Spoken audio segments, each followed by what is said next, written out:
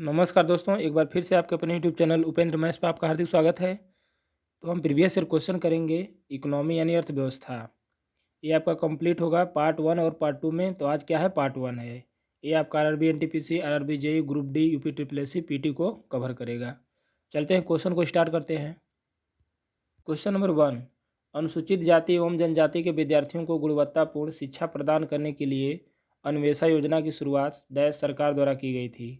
ए आपका दिया महाराष्ट्र, बी दिया उड़ीसा, सी दिया बिहार और डी दिया उत्तर प्रदेश। इसका राइट आंसर कौन सा हो जाएगा? तो कहेंगे ऑप्शन नंबर इसका बी क्या है, करेक्ट आंसर है उड़ीसा। चलते हैं अगले क्वेश्चन पे। क्वेश्चन नंबर 2, सार्वजनिक या निजी क्षेत्र का वर्गीकरण इस आधार पर किया जाता है। ए दिया कर्मचारियों की सेवा शर्तें, बी दिया है कार्यरत व्यक्तियों की संख्या, सी दिया गतिविधि की प्रकृति, डी दिया स्वामित्व। इसका राइट आंसर कौन सा हो जाएगा? तो कहेंगे ऑप्शन नंबर इसका डी क्या है, करेक्ट आंसर है स्वामित्व। चलते हैं अगले क्वेश्चन पे। क्वेश्चन नंबर 3, भारतीय रिजर्व बैंक द्वारा अब तक मुद्रित नोटों में उच्चतम मूल्य का नोट कौन सा है? पहला दिया आपका ए दिया 1,00,000 रुपये का, बी दिया आपका 5,000 रुपये का, सी दिया आपका 10,000 रुपये का, डी दिया है 1,000 रुपये का। तो ऑप्शन इसमें कौन करेक्ट है? तो कहेंगे ऑप्शन नंबर इसका सी क्या है, करेक्ट आंसर है 10,000 रुपये का। चलते हैं अगले क्वेश्चन पे। क्वेश्चन नंबर 4, भारत के भुगतान बैंकों को निम्नलिखित में से किस गतिविधि की अनुमति नहीं है? ए दिया धन प्रेषण सुविधाएं प्रदान करना, बी दिया साधारण बीमा उत्पादों का वितरण करना, सी दिया जमा राशि स्वीकार करना, डी दिया पैसे उधार देना। इसका राइट आंसर कौन सा हो जाएगा? तो कहेंगे ऑप्शन नंबर इसका डी क्या है, करेक्ट आंसर है पैसे उधार देना। ठीक है ना। चलते हैं अगले क्वेश्चन पे। क्वेश्चन नंबर 5, कर लगाने की उस विधि को क्या कहते हैं जिसमें कर योग्य राशि में वृद्धि होने पर कर की दर में वृद्धि हो? ए दिया आरोही कर, बी दिया आक्रामक कर, सी दिया व्यक्तिक्रमी कर, डी दिया अवरोही कर। इसका राइट आंसर कौन सा हो जाएगा? कहेंगे ऑप्शन नंबर ए क्या है, करेक्ट आंसर है आरोही कर। चलते हैं अगले क्वेश्चन पे। क्वेश्चन नंबर 6, भारत में शेयर बाजारों के लिए प्रधान नियामक संस्थान कौन सा है? ए दिया वित्त मंत्रालय, बी दिया सेबी यानी securities and exchange board of India, C दिया उच्चतम न्यायालय, डी दिया आपका आरबीआई यानी रिजर्व बैंक ऑफ इंडिया। इसका राइट आंसर कौन सा हो जाएगा? तो कहेंगे ऑप्शन नंबर इसका बी करेक्ट आंसर हो जाएगा सेबी।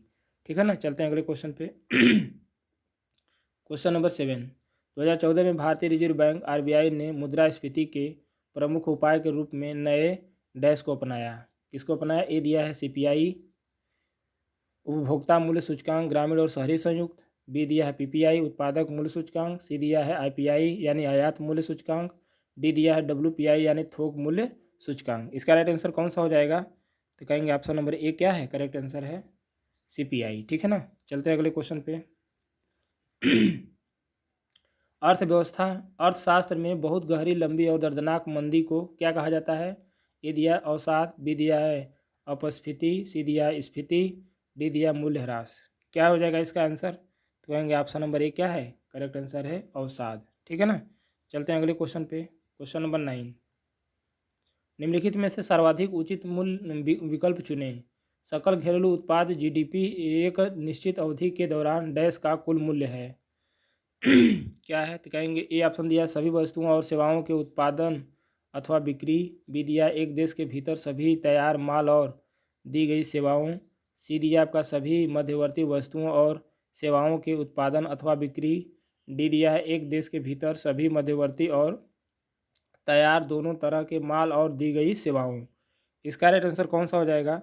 तो कहेंगे ऑप्शन नंबर इसका बी क्या है, करेक्ट आंसर है एक देश के भीतर सभी तैयार माल और दी गई सेवाओं।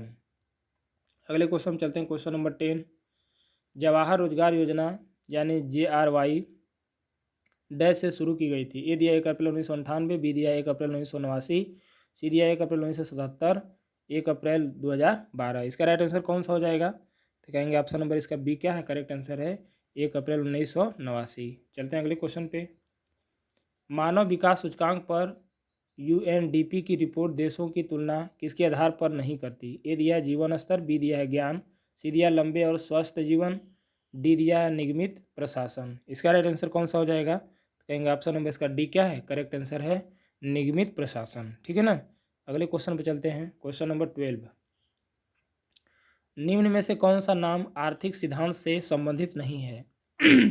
ए दिया है थॉमस रॉबर्ट माल्थस, बी दिया आपका डेविड रिकार्डो, सी दिया जॉन मेनार्ड किन्स, डी दिया नील्स हेनरिक डेविड बोर। इसका राइट आंसर कौन सा हो जाएगा? तो कहेंगे ऑप्शन नंबर इसका डी क्या है, करेक्ट आंसर है नील्स हेनरिक डेविड बोर। ठीक है ना। चलते हैं अगले क्वेश्चन पे। चैनल पे नए हैं, चैनल को सब्सक्राइब कर दीजिए, मित्रों को अपने शेयर कर दीजिए। 13, ऋण के लिए समर्थक संपार्श्विक प्रतिभूति है। ए दिया है ऋणदाता की देनदारी, बी दिया है उधारकर्ता की देनदारी, सी दिया है ऋणदाता के स्वामित्व के अधीन, डी दिया है उधारकर्ता की परिसंपत्ति। इसका राइट आंसर कौन सा हो जाएगा? तो कहेंगे ऑप्शन नंबर इसका डी क्या है, करेक्ट आंसर है उधारकर्ता की परिसंपत्ति। चलते हैं अगले क्वेश्चन पे।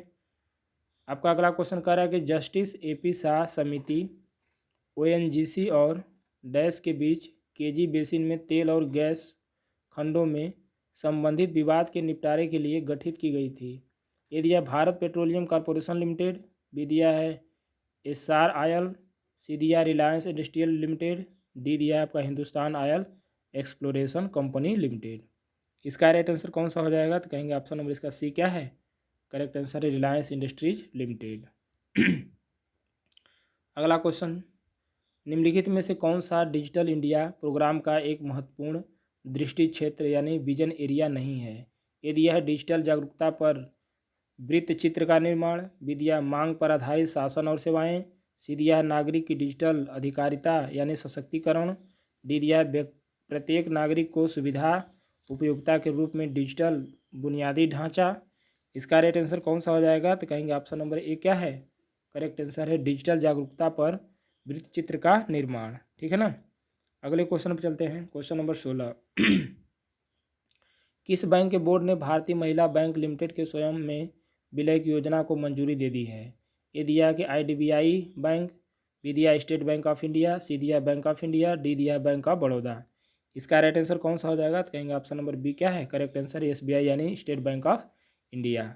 चलते हैं अगले क्वेश्चन पे। क्वेश्चन नंबर 17, पूंजी स्कीम डैश घोटाले को दर्शाता है? ए दिया खाद्यान्न, बी दिया कोयला आवंटन, सी दिया निवेश, डी दिया है चारा। तो इसका राइट आंसर कौन सा हो जाएगा?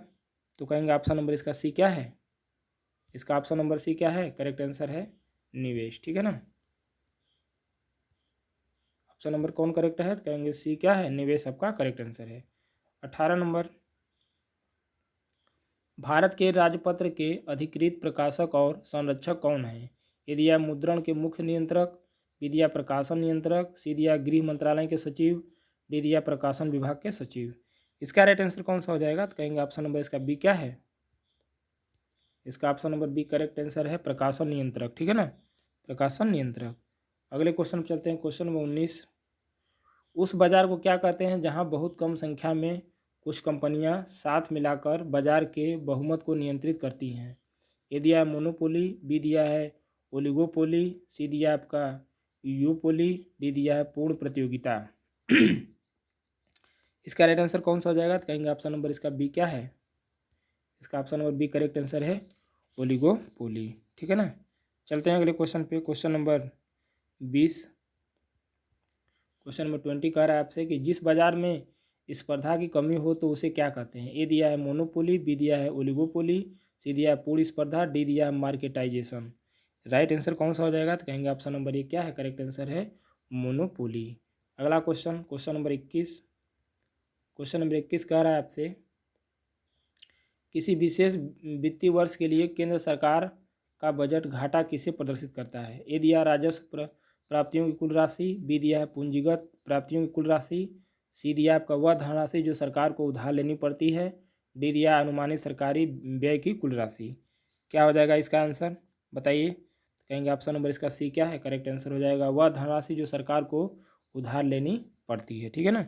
चलते हैं अगले क्वेश्चन पे। क्वेश्चन नंबर 22 आपसे कह रहा है कि कर यानी टैक्सेस की कटौती के बाद व्यक्ति के पास उपलब्ध आय को क्या कहते हैं? ए दिया प्रयोग के लिए उपलब्ध आय, बी दिया नगद आय, सी दिया वेतन, डी दिया सामान्य आय। क्या हो जाएगा राइट आंसर? तो कहेंगे ऑप्शन नंबर ए क्या है, करेक्ट आंसर है प्रयोग के लिए उपलब्ध आय। अगले क्वेश्चन पर चलते हैं। किसी भी उत्पाद के पैकेज पर अंकित MRP का अर्थ क्या होता है? ए दिया है मार्जिनल रिटेल प्राइस, बी दिया है मैक्सिमम रिटेल प्राइस, सी दिया है मोनोपोली रिटेल प्रोडक्ट, डी दिया है मैक्सिमम रिसाइकिल्ड प्रोडक्ट। क्या हो जाएगा इसका आंसर? कहेंगे ऑप्शन नंबर इसका बी क्या है, करेक्ट आंसर है मैक्सिमम रिटेल प्राइस। ठीक है ना।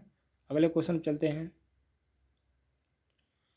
एक संयुक्त उत्पाद के रूप में कई उत्पादों की बिक्री की पेशकश को क्या कहते हैं? ए दिया विज्ञापन, बी दिया उत्पाद मिश्रण, सी दिया उत्पाद की गठरी, डी दिया विभेदन। राइट आंसर कौन सा हो जाएगा? तो कहेंगे ऑप्शन नंबर इसका सी करेक्ट आंसर है उत्पाद की गठरी।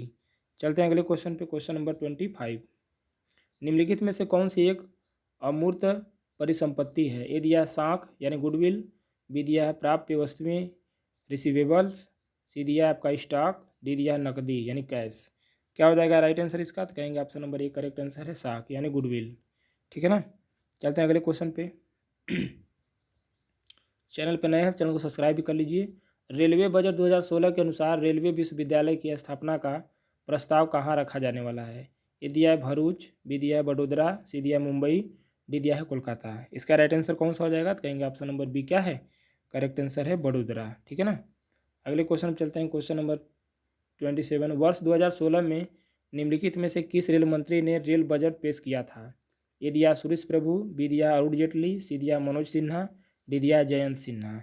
इसका राइट आंसर कौन सा हो जाएगा? तो कहेंगे option number A correct answer है सुरेश प्रभु ने पेश किया था। ठीक है ना। अगले क्वेश्चन चलते हैं, क्वेश्चन नंबर 28।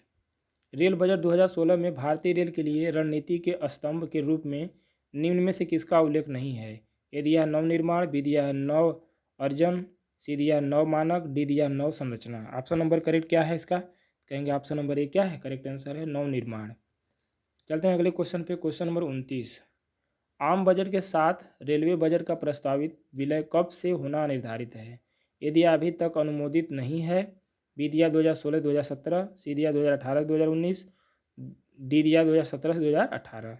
राइट आंसर कौन सा हो जाएगा? तो कहेंगे ऑप्शन नंबर इसका डी करेक्ट आंसर हो जाएगा 2017 से 2018। ठीक है ना। चलते हैं अगले क्वेश्चन पे,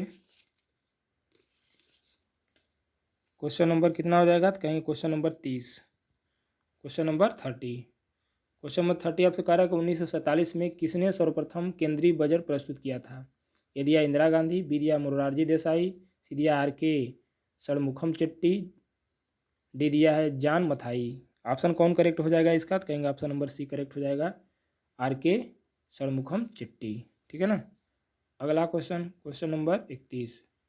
पुराने ज़माने में वस्तु विनिमय प्रणाली का क्या मतलब था? ए दिया धन के लिए माल और सेवाओं का आदान प्रदान, बी दिया माल और सेवाओं का प्रत्यक्ष विनिमय, सी दिया धातु के सिक्कों के लिए माल और सेवाओं का आदान प्रदान, डी दिया माल और सेवाओं का अप्रत्यक्ष विनिमय। इसका ऑप्शन कौन करेक्ट हो जाएगा? तो कहेंगे ऑप्शन नंबर बी करेक्ट है माल और सेवाओं का प्रत्यक्ष विनिमय। ठीक है ना। चलते हैं नेक्स्ट क्वेश्चन पे, क्वेश्चन नंबर 32। वह व्यक्ति जो एक साझेदारी फर्म को केवल अपना नाम देता है उसे क्या कहा जाता है? ए दिया है स्लीपिंग पार्टनर, बी दिया नॉमिनल पार्टनर, सी दिया आपका एक्टिव पार्टनर, डी दिया पार्टनर इन प्रॉफिट्स ओनली। क्या हो जाएगा राइट आंसर? कहेंगे ऑप्शन नंबर इसका बी करेक्ट हो जाएगा नॉमिनल पार्टनर। अगला क्वेश्चन, क्वेश्चन नंबर 33। बैंक जमा राशि पर दिया जाने वाला ब्याज दर। ए दिया खर्च पर नियंत्रण करने के लिए उपकरण, बी दिया जमा आकर्षित करने के लिए इस्तेमाल किया जाने वाला माध्यम, सी दिया अमीर बनने का तरीका, डी दिया मुद्रास्फीति के लिए मुआवजा।